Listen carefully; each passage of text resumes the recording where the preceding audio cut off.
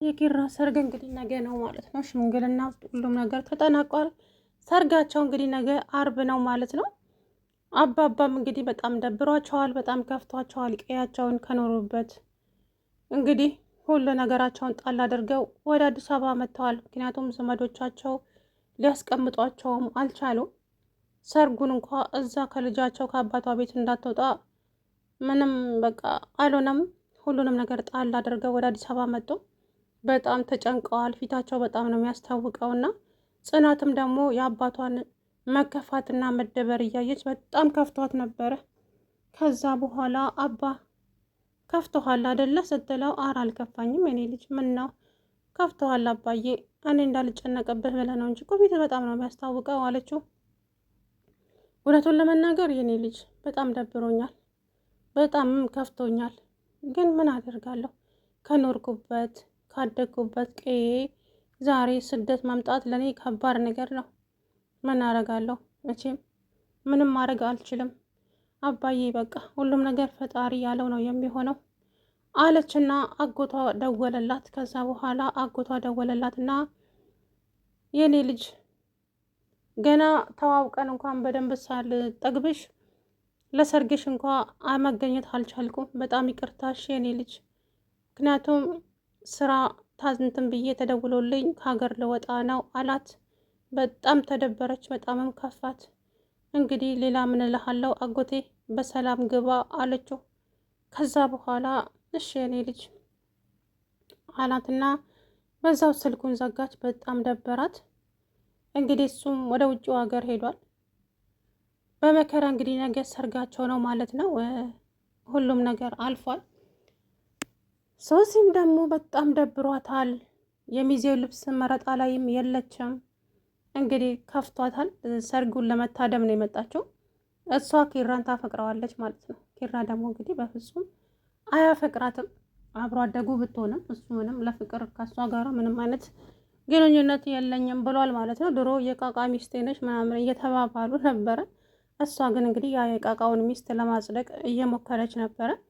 እሱ ግን እንግዲህ ጽናቴ መርጧል ማለት ነው። ጽናት ደግሞ ሰራተኛ ናት። እንዴት ከሰራተኛ ጋር እንዴትስ ሰራተኛ ታገባለህ? ነውር አታውቅም እንዴ እያለች እንግዲህ ስትመጻደቅ፣ እሱም እንግዲህ አይመለከትሽም፣ በእኔ ህይወት ይሄ የኔ ህይወት ነው፣ ስለዚህ የራስሽን ህይወት መኖር ትችያለሽ አለች። አንቺም ወልደሻል አይደለ? ልጅሽን አሳድጊ። ልጅ ወልደሻል አትበለኝ፣ ልጅ ወልደሻል አትበለኝ። የወለደች ሴትን ማን ያገባል? ስለዚህ እኔ መውለዴን ማንም እንዲያቀብኝ አልፈልግም። እሱ ልጄ ሳይሆን ወንድሜ ነው። እናም እናቴ እያሳደገችው ነው አለች። ኧረ አንቺስ በጣም ትገርሚያለሽ። ደግሞ ብለሽ ብለሽ ልጅሽንም ልትገዢ ነው አላት። አንቺ ለማንም አትመለሽም እናቴ ዞር በይልኝ ብሎ ገፍትሯት ጥሏት ሄደ። በጣም ከፍቷታል። ከዛም ለጽናት አባት ትናንትና ሰዎች በቃ እንዳስቀመጥኳቸው አላገኛቸውም። እኔ አሁን ሁሉም ነገር አስጠልቶኛል፣ ሁሉም ነገር ሰጅቶኛል፣ ዓለም ጨልማብኛለች። የኔ ልጅ አነጋገርሽ በእርግጥም ተስፋ ያስቆርጣል፣ ግን ደግሞ ህይወት ይቀጥላል። አንቺ ገና ልጅ ነሽ፣ ብዙ ነገር ይቀርሻል፣ ብዙ ነገር አላየሽ። ስለዚህ ህይወትሽን ወደፊት ኑሪያት አሏት አባዬ። ከዛ ማይ ጋሼ ደብሮኛል እባክዎት ምናምን እያለች እዛ ቆዝማ ቁጭ አለች። ከዛም ጥላቸው ሄደች። ሰንዬ መጣችና ጋሼ እንዴት ኖት? ደህና ኖት ወይ? ደህና ነኝ የኔ ልጅ፣ ምነው ጠፋሽ አለው። እንዴ እነ ጽናት ጋር አልሄድሽም እንዴ ሲሏት፣ አልሄድኩም እህቴ ልልኪያት፣ እኔ እኮ እርሶን ላናግሮት እዚህ መጣሁ። በሰላም የኔ ልጅ ሲሏት፣ አዎ አባዬ በሰላም ነው። እና ምን መሰሩት ጋሼ፣ ከገጠር ከፍታዎት እንደመጣው አውቃለሁ። በጣምም ደብሮታል፣ እሱን ሰምቻለሁኝ። ግን አይዞትና አንድ ነገር ላማክሮት ነው የመጣሁት አለቻቸው። ምንድን ነው እሱ ስትላቸው ሲሏት፣ ጽናት ከኔ ቤት ብትወጣ ደስ ይለኛል። እንዴ የኔ ልጅ እንዴት? በቃ ከዚህ ቤት ከምትወጣ ከዚህ ቤት ወጥታ እዚሁ ከምትገባ እኔ ቤት ተሞሽራ ከእኔ ቤት ወደዚህ ብትመጣ ጥሩ ነው። ነገር ውስጥ ጥሩ ነበረ። ታዲያ ቤተሰቦች ይፈቅዳሉ እንደ ሲሏት፣ አዎ ችግር የለውም ቤተሰብ የለኝም፣ ግን እህቴ ናት፣ እሷ ደግሞ ፈቅዳለች።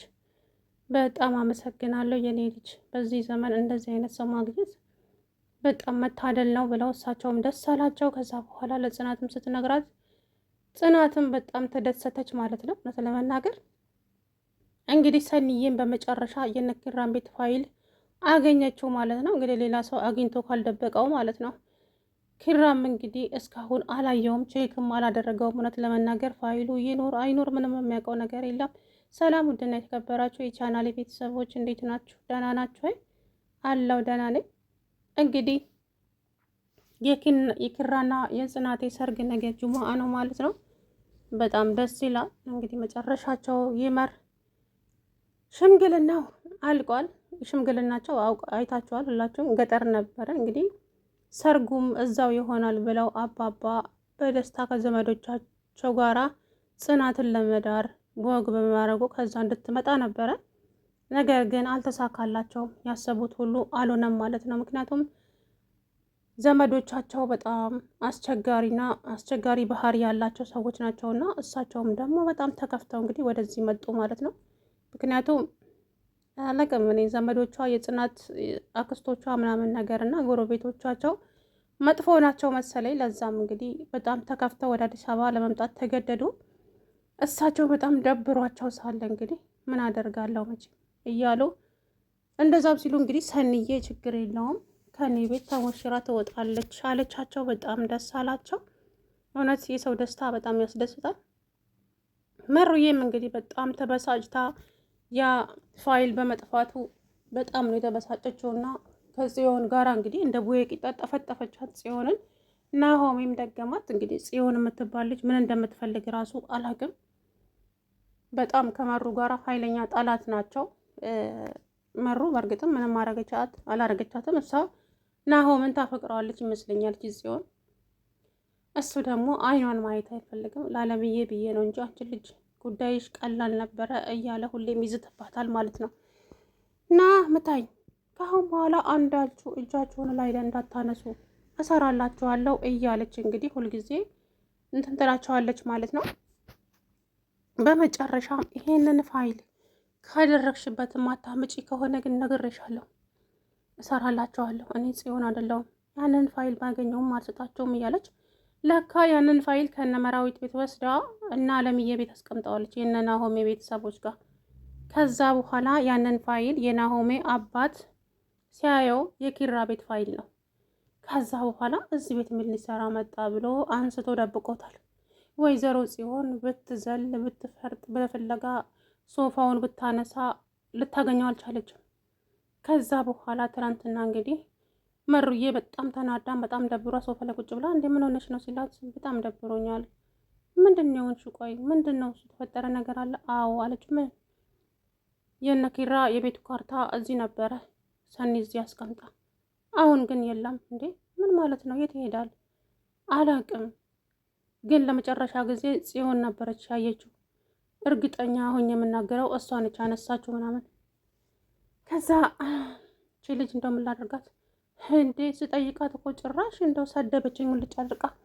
አሁን ነው የሚሄድላት ብሎ እንግዲህ ሲሮጥ ሄዶ ናሆሜ ጎሮሮዋን ይዞ በጥፊ ሲዘጋት፣ ቆይ እንዴት ነው ያቺ የማትረባ ሚስት ያቺ የምንትስ ሚስት ስትል ከግራ ወደ ቀኝ አጣመመላት ማለት ነው። ከዛም የተቀለሸለሸች ወደ ቤት ሄደች። መሩዬ እንግዲህ ማናት ሰንዬ ስትሮጥ መጣችና መሩዬ አልተገኘም? አዎ አላገኘውም። ምን ይሻላል? እርግጠኛ ነኝ ጽዮን ጋር ነው ያለው። እሷ ናት ለመጨረሻ ጊዜ ከዚህ ቤት ያነሳችው እያለች ያቺ አታርፍም አይደለ? አሁንም ብላ እንግዲህ ሰንዬ እየሮጠች ወደነ አለምዬ ቤት ሄደች ማለት ነው። ከዛ በኋላ አለምዬ ቤት ሄዳ እንግዲህ ትልቅ ድንጋይ ይዛ ልትገላይ ነው እያለች ስትጮህ፣ ከዛ በኋላ የናሆሜ አባት ያዛት። ሰኒ ምንድን ነው? ቆይ እስኪ ተረጋጉ በመጀመሪያ። ከዛ በኋላ አረጋሽ እርሶ የማታውቁት ብዙ ነገር አለ። እች ልጅ ግን ለእናንተ የማትመለስ ልጅ ናት። ምን አይነት ፍጡር እንደሆነች ራሱ አላውቅም እውነት ለመናገር። ስለዚህ እችን ልጅ በስነ ስርዓቱ ብቻ ከዚህ ቤት ብሸኟት ነው የሚሻለው እንጂ መኗም አላማረኝም አለች። ከዛ በኋላ እስቲ ተረጋጊ የኔ ልጅ፣ ቆይ ምንድን ነው እሱ ሲሏት፣ ከዛ ምን መሰሎት ጋሼ በሉ እስቲ እናንተ ሄዱ ብለው የናሆሜ አባት ሚስቱንና ጽዮንን ወደዛ አባረው ሁሉንም ነገር ነገረቻቸው። ከዛ በኋላ ሰኒ ያንን ነገር ስትነግራቸው እሳቸው ይሄንን ነገር እኔ ነኝ ያነሳሁት፣ ስለዚህ እዚህ ቤት ስላየሁት ከፍቼ ሳየውም ደግሞ የነዛ ቤት ፋይል ስለሆነ ምን ሊሰራ እዚህ ቤት መጣ ብዬ ግን ደብቄ ያስቀምጨው ነበረ ብሎ ለሰንዬ ሰጣት። ሰንዬም ደግሞ በጣም ደስ አሏትና ፋይሉን ይዛ ወደ እንትና ጋር ሄደች ማለት ነው፣ ኒና ጋር። ኒና ደግሞ ጠፍቶባት ተጨንቃ በጣም እየፈለገችው ነበረ። በይ ቶሎ በይ አሁን ኪራም ሆነ ማንም ሳይሽ ይህንን ፋይል ደብቀሽ እዛ ቦታ አስቀምጩ ቶሎ ብለሽ ሂጂና አለቻት። ከዛ ወይኔ ጨንቆኝ ነበር እኮ ሰንዬ አመሰግናለሁ ብላ እየሮጠች ሄደች እና ያንን ፋይል እንግዲህ ቦታው ላይ መለሰችው ማለት ነው። እነ ኪራም እንግዲህ ከሚዜዎቹ ጋር ጽናቴም እንደዛው ቤሏቸው ተለካ፣ ልብሳቸው ተለካ። እንግዲህ ሰርጋቸው ነገ ነው። እንግዲህ በሰላም እንዲያልፍና በሰላም እንዲጠናቀቅ የሆንላችንም ምኞት ነው። መጨረሻው ይመር። እንግዲህ አላውቅም ማለት ሶሲ ያቺ ቤት የምትባል ልጅ እንዳትመጣ ብዬ ፈርቻለሁ። እሷ ከመጣች ነገሮች ሁሉ ስለሚበለሻሹ ማለት ነው። ምክንያቱም ጥሩ ነገር ይዛ ስለማትመጣ እናቷም እንደዛው ማለት ነው።